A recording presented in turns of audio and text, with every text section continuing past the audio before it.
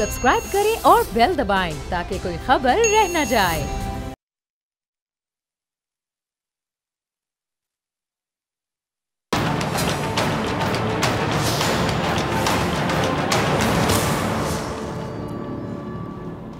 अस्सलाम वालेकुम नाजरीन, मैं हूं डॉक्टर फ़िज़ा अकबर खान और मैं हूं पाकिस्तान और आप देख रहे हैं पाकिस्तान के सबसे बड़े न्यूज़ चैनल का नंबर 1 प्रोग्राम ऐसे नहीं चलेगा। नाजरीन, एक मशहूर कहावत है, जहां गड़ा होता है पानी वहीं जाता है। इसका मतलब आसान अल्फाज में यह है कि अगर किसी शख्स में कोई कमी या बुराई है, वो 4 अफराद में बैठा है, अचानक कोई फ़र्द उसी बुराई या उसी खामी पर बात करने लग जाए, चाहे उसे मालूम भी ना हो कि महफिल में बैठे शख्स में वो बुराई मौजूद है, लेकिन इसके बावजूद जिसमें वो बुराई या खामी मौजूद होगी और वो वहाँ बैठा होगा, उसे ये लगेगा कि सामने वाला शख्स उसी की बात कर रहा है, वो बुरा मनाएगा या उसके चेहरे के बदलते तासुरात से ये मालूम पड़ जाएगा कि उसे कोई बात बुरी लगी। इसको मज़ीद आसान कर दूँ, ये क्लिप देखिए। कि पंजाब में हम एक आईजी लेके आए हैं, शुएब दस्तगीर। उसका सबसे बड़ा मैंने मिशन किया है कि जो भी इलाके के बड़े बड़े डाकू गुंडे हैं उनको पकड़ें, छोटों के ऊपर हाथ ना डालें, बड़ों के ऊपर हाथ डालें।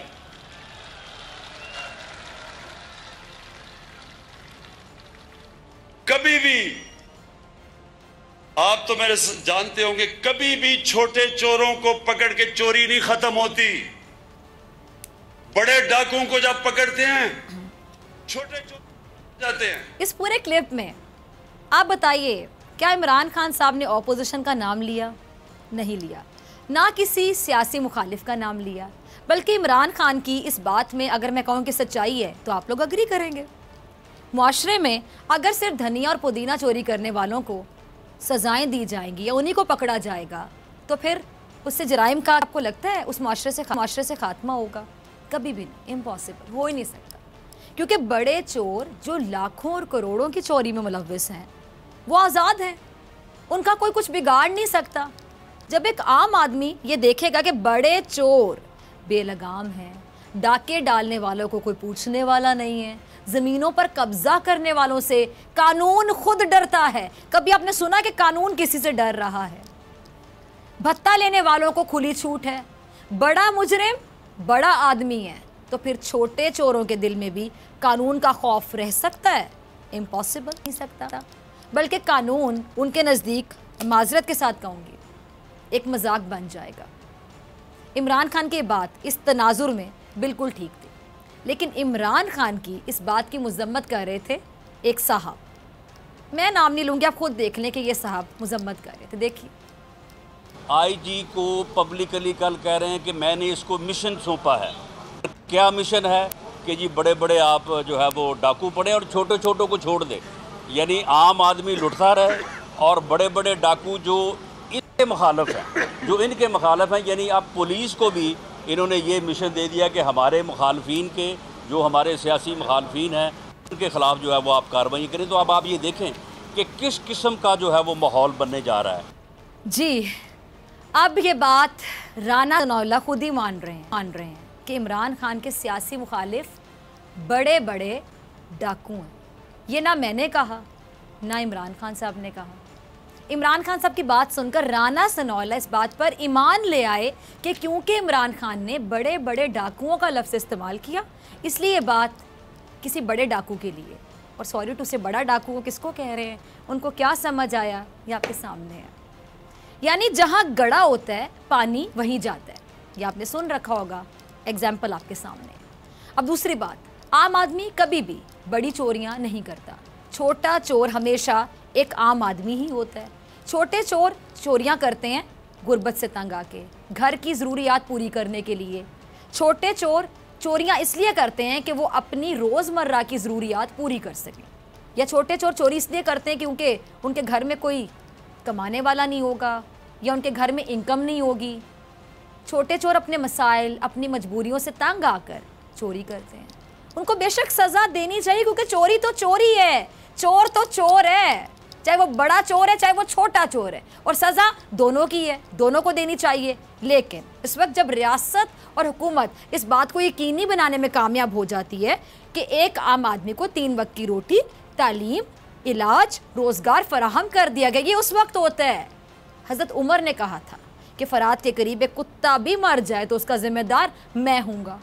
ये थे वो उसूल, ये था वो एहसास जिम्मेदारी, ये था अवाम का वो हक जो देने के बाद भी अगर कोई शख्स चोरी करता है तो उसका हाथ काटा जाना चाहिए। लेकिन जब बड़े चोर आपकी हुकूमत में बैठे हों, जब बड़े चोरों के हाथों में मुल्क का इक़्तिदार हो, जब बड़े चोर अवाम के पैसों पर डायरेक्ट डाका मारें और डाका मारते हुए उनको शर्म भी ना आए, डाका मारते के बाद भी शर्म ना आए, शर्म भी कहीं डूब मरे उनकी, जब बड़े चोरों की वजह से रियासत मुआशी तौर पर डूब रही हो, मुल्क में गुर्बत के डेरे हों, कौम मकरूज हो चुकी हो, बेरोजगारी और महंगाई ने कमर तोड़ी हो, तो फिर एक आम आदमी क्या करेगा?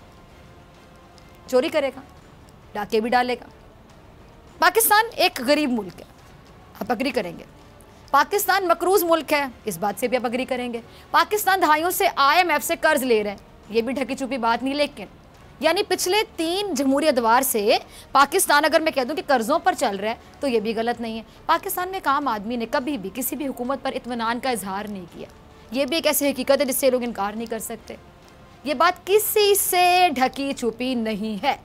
अब मैं आपको इसी मकरूज, गरीब और मुफलिस मुल्क के हुक्मरानों का हाल बताती हूँ। सुनिएगा ज़रा, सुनिए। नवाज शरीफ और शहबाज शरीफ ने अपनी सिक्योरिटी और कैंप ऑफिस पर 1413 करोड़ उड़ा दिए। आप सोचें, आप ज़रा 13 करोड़, आप सुन के परेशान हो जाएंगे। अच्छा जी, 1413 करोड़ सिर्फ 2 भाइयों की सिक्योरिटी और कैंप दफ्तरों का खर्चा, मतलब ये सिर्फ खर्चा है कैंप दफ्तरों का और सिक्योरिटी का। इस मुल्क के अवाम का पैसा था ये। 1413 करोड़ सुनकर बंदा हिल जाता है, उड़ा दिया। इसके साथ साथ इन 2 भाइयों की सिक्योरिटी के लिए जो कुत्ते रखे गए थे उनकी ग़िज़ा भी इस कौम के पैसों से मंगवाई जाती रही। यानी इनके कुत्ते भी अच्छी ग़िज़ा खाएं और आम बंदा जो इंसान है वो इंसानों की भी अच्छी ग़िज़ा ना खा पाए।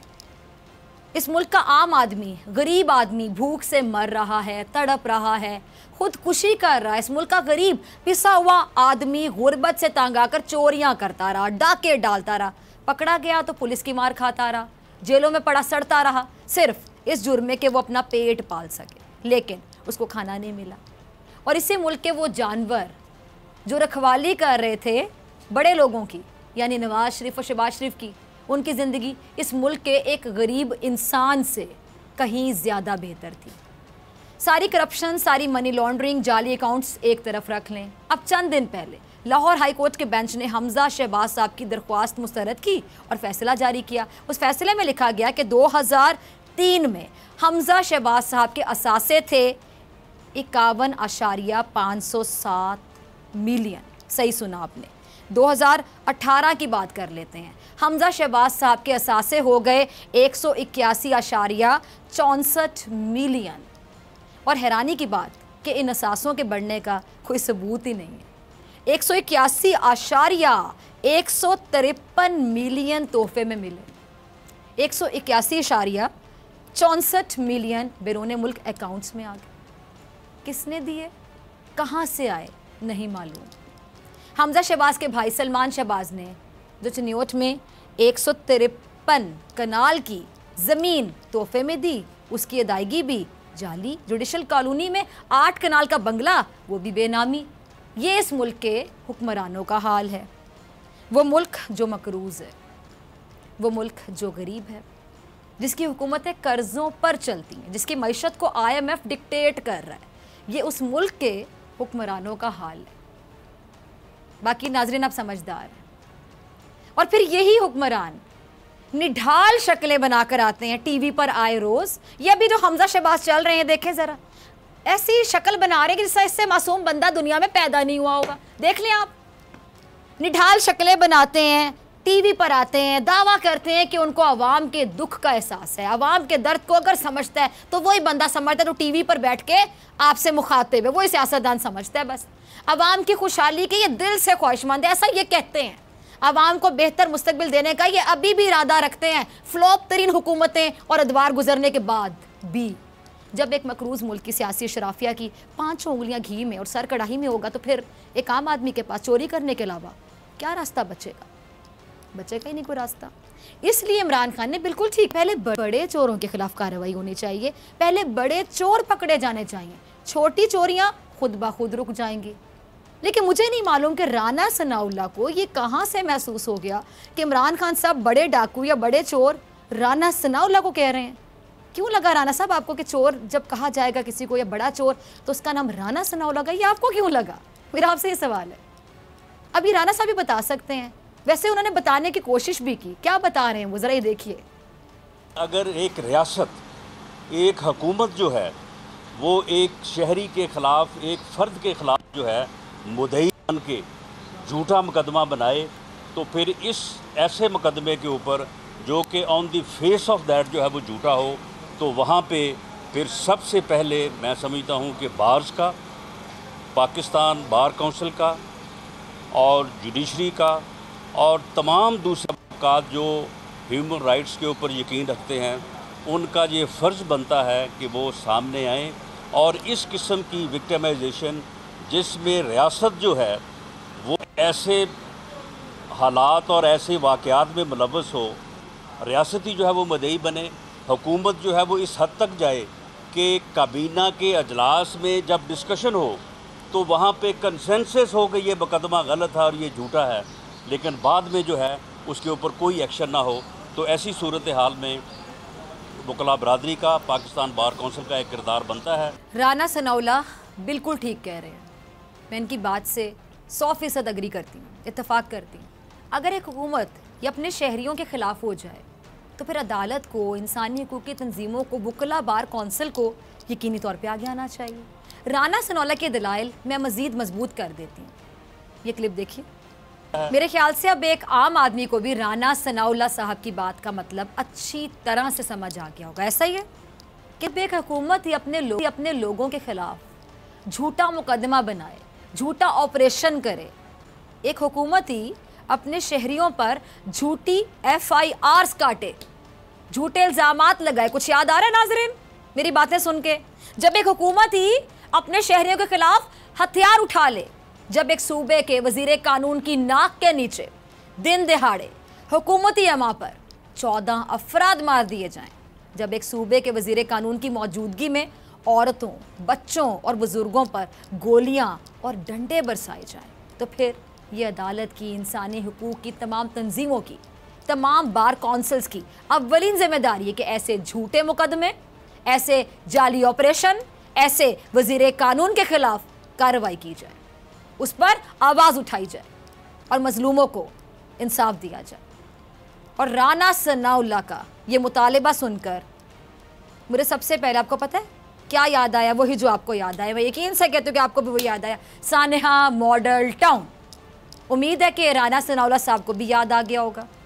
उम्मीद है कि उन सानेहा के ज़िम्मेदारों को ऐसी सज़ा दी जाएगी कि फिर दोबारा कोई अपने सियासी मुखालिफ के ख़िलाफ़, कोई अपने शहरियों के ख़िलाफ़ इस किस्म का घिनौना अमल अंजाम देने की हिम्मत नहीं करेगा जैसा हुआ था।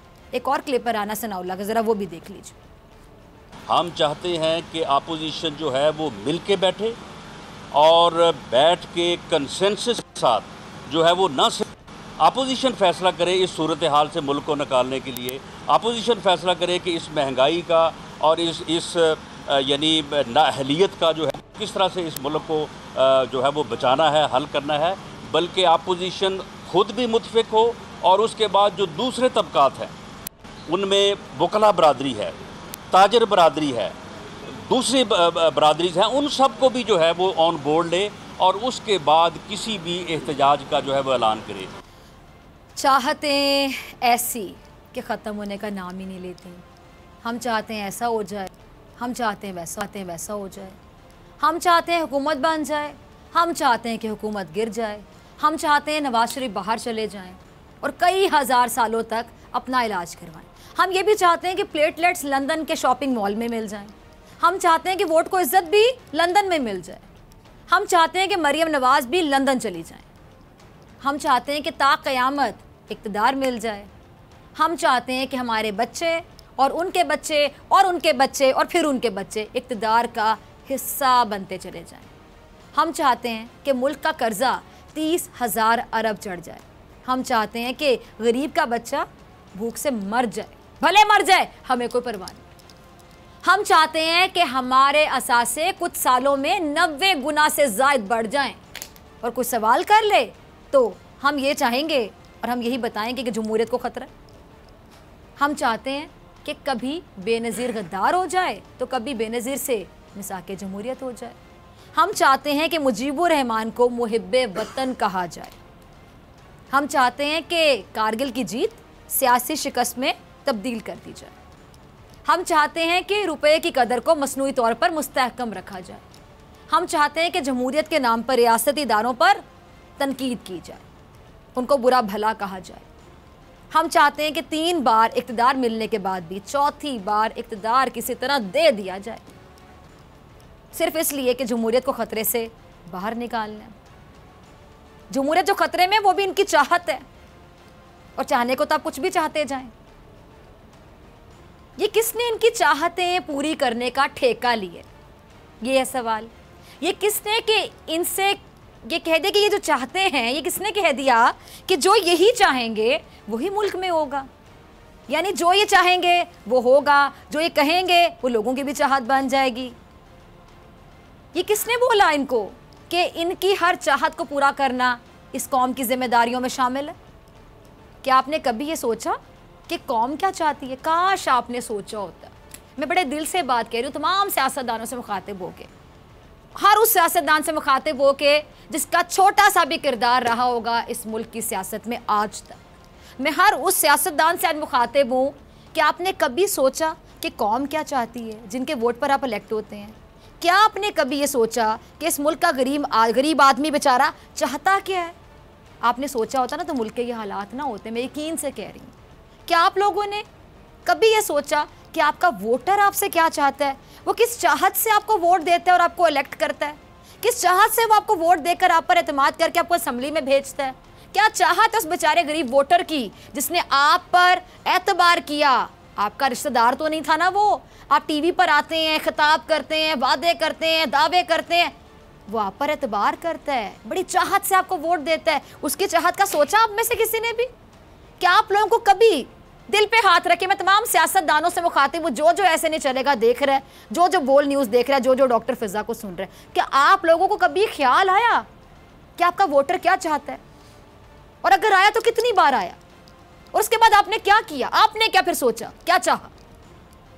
क्या आप लोगों को कभी ये ख्याल आया कि ये कर्जों में डूबा हुआ मुल्क कर्जों से निजात चाहता है, एज सुन एज पॉसिबल चाहता है, जल्द अज जल्द? आपका ख्याल कब तक करेगी अवाम? वोटर कब तक ख्याल करेगा? कुछ वन साइडेड नहीं होता। अगर होता भी तो लॉन्ग लास्टिंग नहीं होता, याद रखिएगा, टेम्परेरी होता है। आई लव यू कहने वाला भी थक जाएगा जब तक आप लोगों की जानिब से आई लव यू टू सुनाई नहीं देगा अवाम को। अवाम आपसे मोहब्बत या पे एतबार कैसे कर सकती है जब बदले में आप लोग कुछ नहीं करते अवाम के लिए? 3 बार आपने अवाम को यकीन दिलाया कि आप ही इस मुल्क के मुस्तकबिल के जामिन है। 3 बार आपने, मैं यकीन से कहूंगी, किसी को अच्छा लगे बुरा लगे, 3 बार आपने अलग झूठ बोला। आप लोगों को तो शर्म नहीं आती? आप लोग झूठ बोलते हैं अलग। 3 बार आपने धोखा दिया, यह भी किसी को बुरा लगता है तो लग जाए। 3 बार आपने इस मुल्क पर कर्जा चढ़ाया, यह कोई पॉजिटिव चीज नहीं है, नेगेटिव चीज है। 3 बार आपने इस मुल्क के गरीब को रुलाया। पता नहीं कितनों ने बद्दुआएं दी होंगी। बद्दुआओं पे यकीन रखते हैं आप? जो जिसकी वजह से रो रहा है वो मुंह से बद्दुआ नहीं भी देगा तो उसके आंसू बद्दुआएं, याद रखिएगा। इस मुल्क के मजदूर को आपने तड़पाया, दुआएं तो नहीं दे रहा होगा तड़पता हुआ मजदूर आपको, ये तो अंडरस्टूड सी बात है। इस मुल्क के आम आदमी के लिए मुश्किलात के आप लोगों ने अंबार लगा दिए, वो भी दुआएं नहीं दे रहा होगा आपको। मुश्किलात में जो घिरा होगा बेचारा, दुआएं नहीं दे रहा होगा, मैं यकीन से कहती हूँ। बहुत भला बंदा होगा, बहुत अच्छा बंदा होगा, बद्दुआएं नहीं देता होगा, सब्र कर रहा होगा। सब्र भी याद रखिएगा, किसी का सब्र भी ना आजमाइए। और फिर आप लोग क्या करते हैं? बड़े धड़ल्ले से चलते बनते हैं, आप बड़ी ढिठाई के साथ चलते बनते हैं। इसके बावजूद आप फिर इतने ढीठ हो जाते हैं कि आप एक्सपेक्ट करते हैं, ओवर कॉन्फिडेंस देखें कि आप इतने ओवर कॉन्फिडेंट हो जाते हैं कि सब कुछ करने के बाद आप ये उम्मीद करते हैं कि जो आप चाहते हैं वही हो जाएगा। क्या लफ्ज़ इस्तेमाल करूँ मैं आप लोगों के लिए? कैसे हो जाएगा वो सब जो आप चाहते हैं? और क्यों हो जाएगा? किस लिए हो जाएगा? हम कैसे लिए रह गए हैं कि जो आप चाहते हैं वो पूरा कर दें? ऑपोजिशन एहतजाज करेगी, ऑपोजिशन मुत्तफिक होकर फैसला करेगी। कौन सी ऑपोजिशन? कौन सी ऑपोजिशन? नवाज शरीफ को आप बाहर ले गए, शहबाज शरीफ को आपने बाहर निकाल दिया, मरियम नवाज को आप लोग बाहर भिजवाने के दर पे हैं। फिर कैसी ऑपोजिशन? जरदारी साहब और बिलावल की? बिलावल ने तो खुद कह दिया कि नवाज शरीफ भी सिलेक्टेड थे। जब आवाम को उनकी ज़रूरत हुई तो वो फरार हो गए। ये एक हकीकत भी है। कौन बच्चा आपके पास बचे? मौलाना फजलुर रहमान, उनको पहले भी आप धोखा दे चुके हैं। उनके अरमानों पर आप लोगों ने खाक डाल दी, उनको मजबूर किया, उनको कह ले कि सब्ज़ बाग दिखाए, उनको मिनिस्टर इनक्लेव का लालच दिया। अब देखें, बुज़ुर्ग बंदे को आप लालच दे रहे हैं और वो बुज़ुर्ग भी लालच में आ रहा है। उनको कहा कि अगर हुकूमत बन गई तो कश्मीर कमेटी के चेयरमैन बिला मुकाबला मौलाना साहब ही होंगे, और अगर कश्मीर कमेटी का चेयरमैन नहीं भी बनाया तो एक नई वजारत बना देंगे। वजारत क्या होगी वो मौलाना साहब के लिए? वजारत दस्तरखान भी हो सकती है। दस्तरखान तो कंधे पे बांधे रखते हैं, जहाँ जाते हैं उतारते हैं, कंधे से चौंकड़ी मार के बैठ के खाना शुरू कर देते हैं। कुछ नहीं मिलता तो लाखों की लस्सी। वजारत दस्तरखान, उम्दा ग़िज़ाएँ, लजीज़ पकवान, लाखों की लस्सियाँ, बस मौलाना साहब को वो वजारत दे देंगे। मौलाना साहब खुश। मौलाना साहब जज्बाती हो गए, निकल खड़े हुए मार्का सर करने। मौलाना साहब मार्का सर करने निकले थे, मैं आपको बता रही हूँ, ऐसे नहीं निकले थे। फिर क्या हुआ? मार्का सर हो गया। क्या मिला? कुछ भी नहीं, कोई एक धेला नहीं मिला। वजह क्या थी? सोचा आपने? वजह ये थी कि इस बार अवाम किसी कीमत पर आप लोगों का साथ देने को तैयार नहीं है। अब अवाम नहीं आती आपकी बातों में। इस बार अवाम ने फैसला कर लिया कि वो आपसे अब यही कहेगी, ऐसे नहीं चलेगा। मिलते हैं ब्रेक के बाद।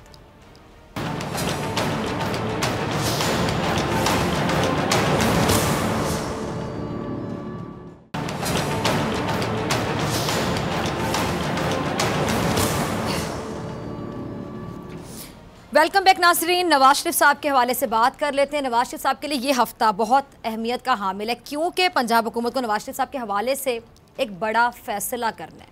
और इसके साथ साथ इमरान खान साहब बड़े जारहाना मूड में दिखाई दिए, सुनाई दिए लोगों को। खैर, बहुत से लोग ऐसे हैं जिन्हें वो अक्सर जारहाना मूड में दिखाई भी देते हैं, सुनाई भी देते हैं जब भी वो टीवी पर आते हैं। इन तमाम सवालात का जवाब तलाश करेंगे हमारे नुमाइंदा खुसूसी सदीक जान से। Sadiq, warm welcome. सदीक, पहले नवाज शरीफ साहब के हवाले से बात कर लेते हैं। बहुत से लोग जानना चाहते हैं कि उनकी ज़मानत अगर कैंसिल हो जाती है तो फिर ऑप्शंस क्या हैं? वैसे मियाँ साहब के पास तो बड़ी ऑप्शंस होती है, इस मामले में बड़े लकी हैं वो। देखें, पहली बात तो यह है कि आज अगर आप देखें कि आज एक और बात साबित हुई है कि जो इनका माजी का कंडक्ट रहा है शरीफ ख़ानदान का, कि ये अपने घर के लोगों को भी, यानी अपनी पार्टी के लोगों को भी मुकम्मल सच नहीं बताते। इन्होंने पनामा में यही किया था कि अपने वकील को सच नहीं बताया था, मुकम्मल सच नहीं बताया था, दस्तावेज़ात और सबूत नहीं दिए थे, जिस वजह से ये केस हारे। हालांकि ये कहा जाता है कि आप किसी वकील, कोई वकील जो आपका केस लड़ रहा हो या जो डॉक्टर आपका इलाज कर रहा हो, उसको हमेशा आप मुकम्मल सच बताते हैं। अगर आप मुकम्मल सच नहीं बताते तो ना आप केस जीत सकते हैं, ना आपके किसी मर्ज का इलाज हो सकता है। आज आप देख लें कि पहले राना सनौला साहब सुबह सुबह टीवी पे आते हैं, कहते हैं जी कौम सारी दुआ करे कि आज मियाँ नवाज शरीफ साहब का बड़ा ही पेचीदा ऑपरेशन है। फिर उसके बाद हिना परवेज़ भट्ट साहब ट्वीट करती हैं, कहती हैं कि मियाँ साहब का बड़ा कॉम्प्लिकेटेड ऑपरेट है आज, तो सारे दुआ करें। उसके बाद सोशल मीडिया टीम को लगा दिया जाता है कि आप ट्रेंड बनाएं कि पूरी कौम जो है वो दुआ करे। जब ये सारा कुछ चल रहा होता है तो डॉक्टर अदनान शटअप कॉल देते हैं ट्वीट करके, वो कहते हैं किसने कहा मियाँ साहब का ऑपरेशन है? भाई कोई ऑपरेशन नहीं है, शाबाश, सारे खामोश हो जाओ, कोई ऐसा चक्कर नहीं है। ये जो अब देखें मसला क्या है, जब डॉक्टर साहब आप या हम इस प्रोग्राम में जब बात करते हैं तो हम खुद नहीं चाहते कि हम किसी की बीमारी को जो है वो कंट्रोवर्शियल बनाएं या उस पर बात करें, अल्लाह ताला उन्हें सेहत दे, लेकिन ये खुद अपनी बीमारी को कंट्रोवर्शियल बनाते हैं, खुद ये बताते हैं कि ना वो इलाज कराना चाहते हैं। हाँ, बिल्कुल। देखें, आप बिल्कुल ही अपनी बीमारी को खुद ही खबर बना देते हैं ना। अब जब खबर होगी तो डिस्कस भी होगी। बिल्कुल। आपने प्रोग्राम में दिखाया था कि वो इन्होंने झूठ मूठ का जो एक आईसीयू बनाया था जाती उम्रा में, और वो बाद में पता चला था कि वो इत्तफाक हॉस्पिटल की जो ख़राब मशीनरी थी वो सारी उसको वो जिस तरह वो कहते हैं ना गाड़ी के ऊपर टाकी शाकी मार के वो टाकी शाकी मार के इन्होंने वो मशीनें लगा दी थी कि मियाँ साहब को सर्विसेज हॉस्पिटल से जो है वो जाती उम्र में इस ICU में शिफ्ट किया जा रहा है। अब मुझे बताएं कि उनको 100 रोज़ होने वाले हैं लंदन गए हुए, अब वो कौन से ICU में पड़े हुए हैं जी वहाँ पे। यहाँ से तो बताया गया था कि यहाँ से एयर एम्बुलेंस में उनको ले जाया जाएगा सीधा और वहाँ पे बेड जो है वो बुक करा दिया गया है वहाँ पे लंदन के अस्पताल में, वहाँ दाखिल करा दिया जाएगा। और आप दाद दें वैसे डॉक्टर साहबा, ये हमें इतना बेवकूफ़ इस कौम को समझते हैं कि पहले शहबाज शरीफ साहब ने कहा कि जी डॉक्टर जो है ना वो क्रिसमस की छुट्टियों पे जा रहे हैं तो इसलिए मियाँ साहब का इलाज क्रिसमस के बाद होगा। मुझे बताएं हमारे डॉक्टर हों, पूरी दुनिया में डॉक्टर हों, ना वो ईद की छुट्टियाँ करते हैं ना वो किसी इवेंट की छुट्टियाँ करते हैं। अगर एक डॉक्टर छुट्टी करता है तो दूसरा उसके मुतबादिल अवेलेबल होता है। फिर पिछले हफ्ते फिर शहबाज शरीफ साहब परसों कहते हैं कि मियाँ साहब का ऑपरेशन तो था लेकिन वो डॉक्टर साहब छुट्टी पे चले गए। आप मुझे बताएं किसी मरीज का ऑपरेशन हो और डॉक्टर जाते हैं छुट्टी के ऊपर कि वो डॉक्टर जी वो स्विट्जरलैंड या कहीं पे घूमने फिरने चला गया, कोई बात आप वो करें जो समझ आने वाली हो। आप पूरी कौम को बेवकूफ़ समझते हैं, आप पूरी कौम को जो है वो अपने कारकुनान की तरह समझते हैं कि आप जिस बात पे लगाएंगे वो लग जाएंगे। फिर अच्छा चले मैं मान लेता हूँ कि उस डॉक्टर की कोई इमरजेंसी आ गई होगी, वो छुट्टी पर चला गया होगा। जिस मरीज़ का ऑपरेट ड्यू होता है, जिसका प्रोसीजर ड्यू होता है, जिसको इलाज की फौरी ज़रूरत होती है, अगर डॉक्टर एक अवेलेबल नहीं होता तो कोई और डॉक्टर उसका वो प्रोसीजर कर देता है। तो देखें ये अपनी बीमारी को खुद कंट्रोवर्शियल बना रहे हैं। और इस हफ्ते ये इस वक्त ये जो 2-3 ये काम कर रहे हैं ना, एक तो ये जो झूठ बोल रहे हैं बीमारी के हवाले से, दूसरा जो ये अपनी मेडिकल रिपोर्ट्स नहीं दे रहे, फिर पुरस्कार शख्सियात से मुलाकातें कर रहे हैं। अब पंजाब हुकूमत पे दबाव बढ़ता जा रहा है। पंजाब हुकूमत से भी तो सवाल बनता है ना कि आप ना मियाँ साहब की जमानत को एक्सटेंड कर रहे हैं ना जमानत को कैंसिल कर रहे हैं। और आपको अदालत ने इख्तियार दिया था कि आप अपने सफारत खाने के जरिए किसी भी ऑफिशियल को भेज के मियाँ साहब की बीमारी की रिपोर्ट को रीचेक कर सकते हैं, आप वो भी नहीं कर रहे। अब शरीफ खानदान बहुत कॉन्फिडेंट है। शरीफ खानदान ये समझता है कि हमारे जहाँ पे मामला तय हुए हैं, जिन्होंने हमें भिजवाया है वो जाने और हुकूमत जाने।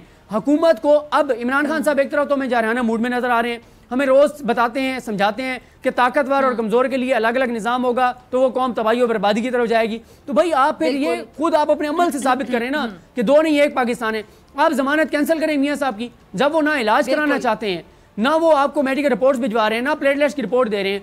आप देखें डॉक्टर साहब, हमने इसी प्रोग्राम में बात करते रहे, बहुत सारे एंकर्स हमारे, बहुत सारे मीडिया के लोग जो कस्में और कुराने खाते रहे, अपने माँ बाप की कस्में खा के हमें बताते रहे कि मियाँ साहब वाकई बहुत बीमार हैं। अब उनसे पूछे ना कि मियाँ साहब बीमार थे, आपने बताया था कि मियाँ साहब वाकई बहुत बीमार हैं, अब वो इलाज क्यों नहीं करा रहे? अगर वो बीमार थे तो वो बाहर बैठे जो है वो कभी हमें पिज़्ज़ा खाते हुए नजर आते हैं, कभी बर्गर खाते हुए नजर आते हैं, फिर हमें बताया जाता है कि जी वो हवाखोरी के लिए गए हुए थे और डॉक्टर भी साथ नहीं है। इतना कॉम्प्लिकेटेड मरीज कैसे हवाखोरी कर रहे हैं बाहर? फिर आप कहते हैं जी लंदन के अस्पताल में इसलिए दाखिल नहीं करा रहे, डॉक्टरों ने कहा कि मियाँ साहब को वहाँ इन्फेक्शन हो जाएगी। भाई आप जो है वो लंदन के अस्पतालों को भी आप पाकिस्तान के अस्पतालों की तरह, जिस पाकिस्तान के अस्पतालों को तो चलो आपने खुद बुरा हाल किया, मेरी बात आपने 250। अगर हम बहुत न्यूट्रल होकर बात करें, चले जी एक बीमार शख्स है, अगर आप, मैं काफ़ी दिन से बीमार हूँ तो बीमार शख्स का भी दिल चाहता है कि मैं अच्छी ग़िज़ा खाऊँ। ज़ाहिर बात है आप बहुत परहेज़ करते हैं, फिर आपका भी दिल चाहता है, जैसे आज मेरा दिल चाह रहा है मैं पापड़ी चाट खाऊँ लेकिन गला ख़राब है, इतने दिन से कोई स्पाइसी चीज़ नहीं खा पा रही हूँ। आपका भी दिल चाहता है कि आप ठंडी हवा में फिरें क्योंकि आपकी तबीयत ऐसी होती है, बीमारी, फिर अद्वियात,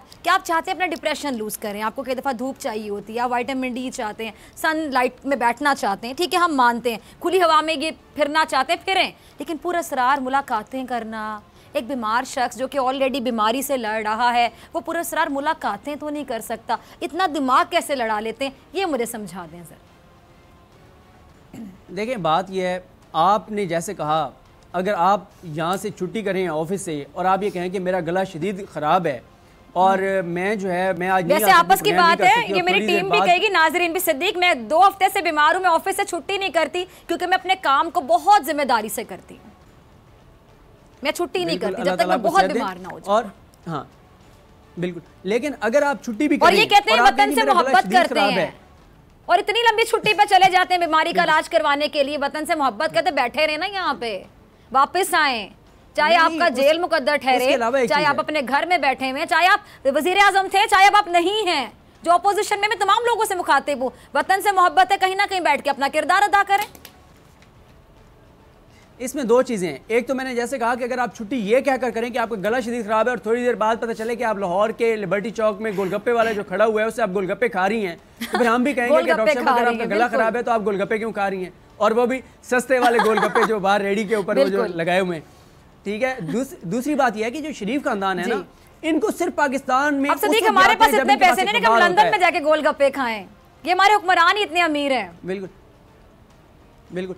तो इनका मसला ये है, ये पाकिस्तान में सिर्फ इस सूरत में रहना चाहते हैं जब इनके पास इक़्तिदार हो। जब इक़्तिदार होता है, आते हैं, मनी लॉन्ड्रिंग करनी हो, करप्शन करनी हो, लूट मार करनी हो, लूटना हो, इसके लिए ये आते हैं पाकिस्तान में। पाकिस्तान को इन्होंने अपनी चरागाह समझा हुआ है। जब इनके पास इक़्तिदार नहीं होता फिर ये लंदन फरार हो जाते हैं। इनके असासे बाहर, इनकी जायदादें बाहर, इनके बच्चे बाहर, इनके समधी बाहर, इनके रिश्तेदार बाहर, इनके मफादात बाहर, इनकी मोहब्बतें बाहर, इनका सब कुछ ही बाहर है। पाकिस्तान सिर्फ ये उस वक्त आते हैं जब इनके पास इक़्तिदार होता है। और इक़्तिदार में आके क्या करते हैं, वो आप पनामा के 9 वॉल्यूम पढ़ लें और 10वां वॉल्यूम अभी सुप्रीम कोर्ट में पड़ा हुआ है बंद।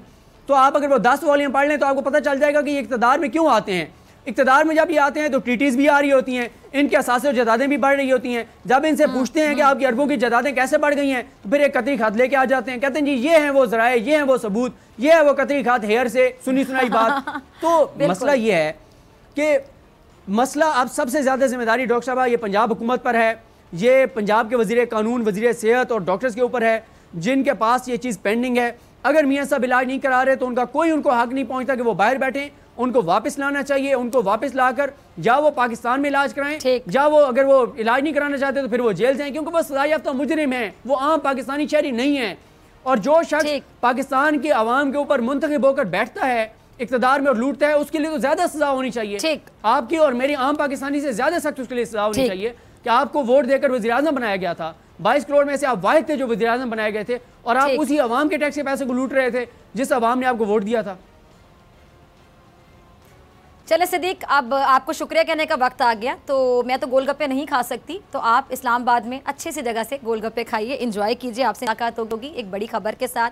बहुत शुक्रिया। और मुझे ब्रेक पे जाना है, ब्रेक से आने के बाद हम बात करेंगे सो कॉल्ड शाइनिंग इंडिया की। मैंने कहा सो कॉल्ड शाइनिंग इंडिया, और हमारे साथ मौजूद होंगे जनरल रिटायर्ड गुलाम मुस्तफ़ा साहब।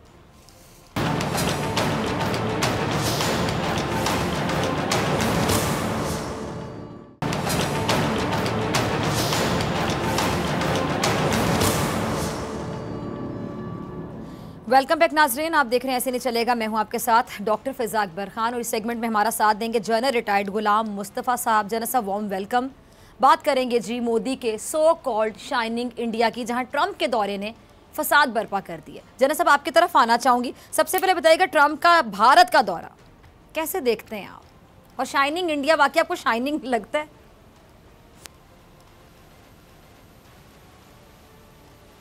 देखिए, इंडिया की जो थिन बनेड़ थी ना, उसके ऊपर एक बड़ी पतली सी एक थी उसके ऊपर, जिससे लगता है जी शाइनिंग इंडिया है और सेकुलर इंडिया है।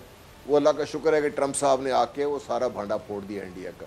हमें ट्रंप साहब का शुक्रगुजार होना चाहिए।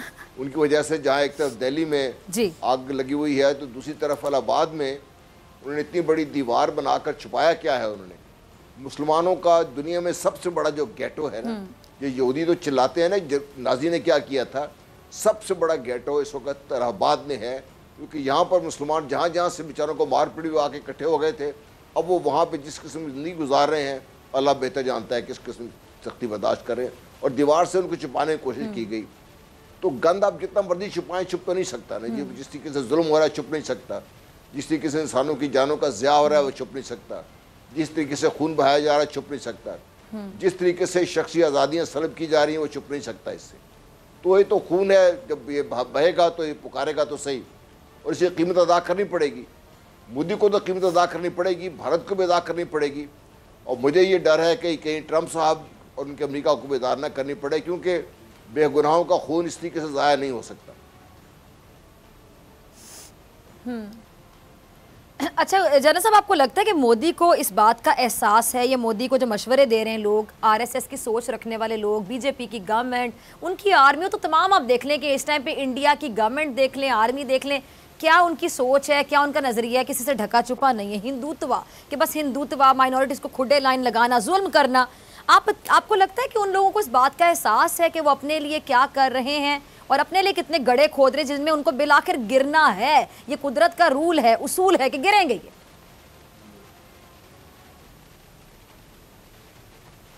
देखिए, जब इंसान का जो बुरा वक्त आता है ना, मशहूर है कि वो गिदड़ पे शहर की तरफ भागता है।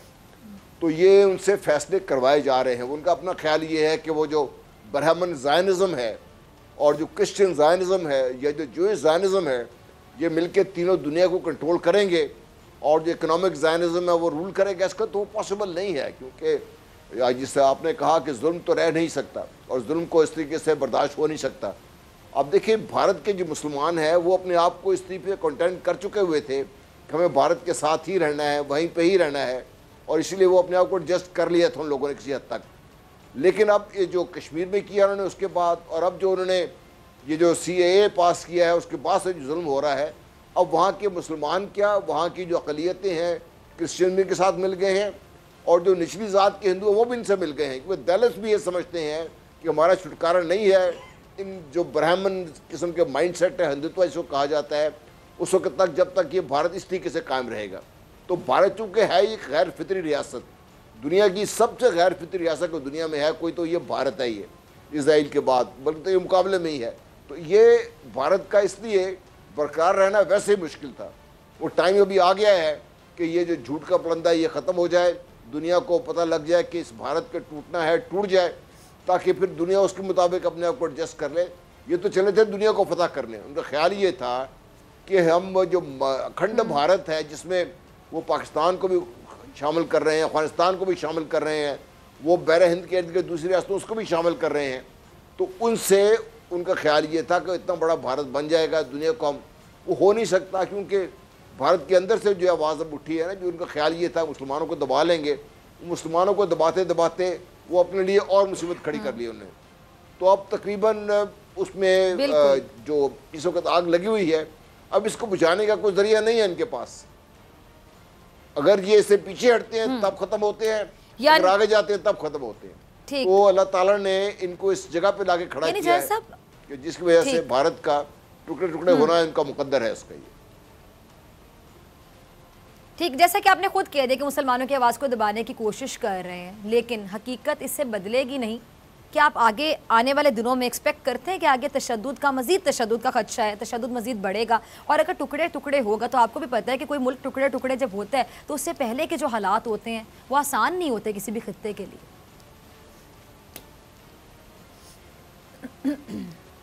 देखिए, मैं बहुत पहले इस चीज़ का लिख भी चुका हूँ। 2014 में जब मैंने ये लिखा था तो मुझे उस वक्त ये अंदाज़ा था, सोच मेरी थी उस वक्त, लेकिन अब वो सही साबित हो रही है कि ये अगर भारत टुकड़े टुकड़े होगा तो पाकिस्तान को भी नुकसान होने का अंदेशा, भारत के अंदर खून खराबा होगा इसमें, क्योंकि इतनी आसानी से तो वो भी नहीं जाने देंगे। अब उनके पास रास्ता नहीं है, रास्ता उन्होंने अपने लिए खुद बंद करते जा रहे हैं दिन हर दिन के हिसाब से, क्योंकि इस बालिश को ख़त्म करते हैं, मुसलमानों की या अक़लियतों की बात सुनते हैं, तो जो ब्राह्मण ज़ायनिज़्म है वो इस चीज़ को तस्लीम करने को तैयार नहीं है।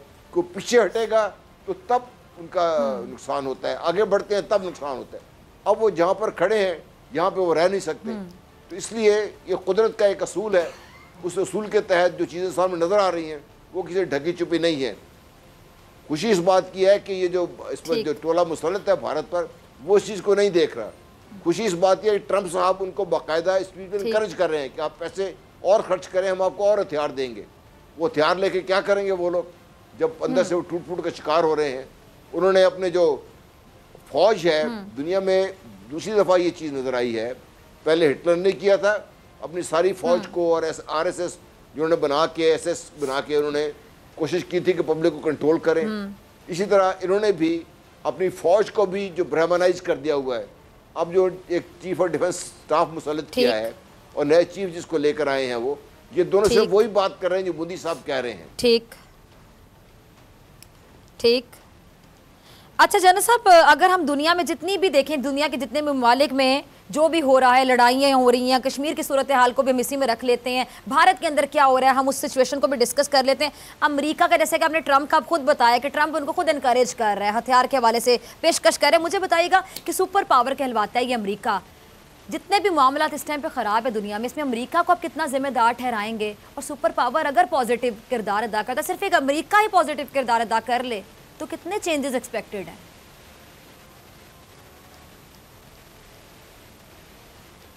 देखिए, हम ये तो तवक्को तो हमें रखनी चाहिए और करनी चाहिए, लेकिन बदकिस्मती ये है कि अमेरिका के अंदर भी एक क्रिश्चियन ज़ायनिज़्म है जिसको रिप्रेजेंट करें ट्रंप साहब, और ये जो इकोनॉमिक ज़ायनिज़्म जिसकी मैं बात कर रहा हूँ ना, ये ट्रंप साहब को लेकर आए हैं।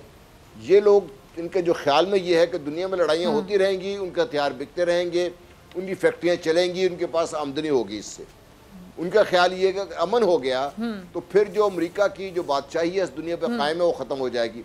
और वो उनके जहन में सिवाय इसके कि दुनिया पे अमेरिका का तसल्लुत कायम होना है, उनके जहन में और कुछ है कोई नहीं। जो वहाँ पर जो सेंसिबल जो सेन वॉइसेस हैं वो अमेरिका को बहुत पहले से कह रही हैं कि आपने जितनी जंगें लड़ी हैं उसमें मार खाई है, लेकिन वो जब अपनी फैक्ट्रियों को चलते हुए देखते हैं तो चुप कर जाते हैं। अब अफगानिस्तान से जिस किस्म का उनके साथ जो कुछ हुआ है अफगानिस्तान में, इससे पहले उनके साथ इराक में जो भी हो रहा है उनके साथ, वहाँ पे उनकी डिक्लेयर कर दिया कि निकले यहाँ से जाएं आप, उनकी पार्लियामेंट में कह दिया उनको। तो इनके साथ होना तो यही है। लेकिन अमेरिका के देखिए एक और भी मैं चीज़ आपसे अर्ज़ कर दूँ साहब कि अल्लाह ताला का ये असूल है कि हर अरूज को एक जवाल है, और वो जवाल जो है उसका शुरू कब होता है? जब इंसान अपने आप को समझता है कि वो अपनी तरक्की के अरूज पर है, उसके बाद नेक्स्ट स्टेज उसके जवाल की शुरू हो जाती है। तो अमेरिका का भी जवाल है, जब वो उस इज्जत को उसको संभाल नहीं पाता होगी वो मैं नहीं कह सकता, लेकिन अमेरिका का जवाल भी तय है जी जी संभाल नहीं पाता।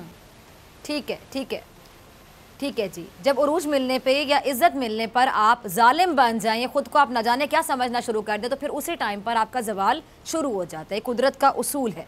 बहुत शुक्रिया जनरल गुलाम मुस्तफ़ा साहब आपके वक्त के लिए, आपके तज्जिए के लिए। इसी के साथ डॉक्टर खान को दीजिए इजाज़त। आपसे मुलाकात होगी इंशाल्लाह कल सेम टाइम सेम चैनल। अगर ज़िंदगी ने वफ़ा की, दुआओं में याद रखिएगा, अपना ढेर सारा ख्याल रखिएगा। अल्लाह ने के बाद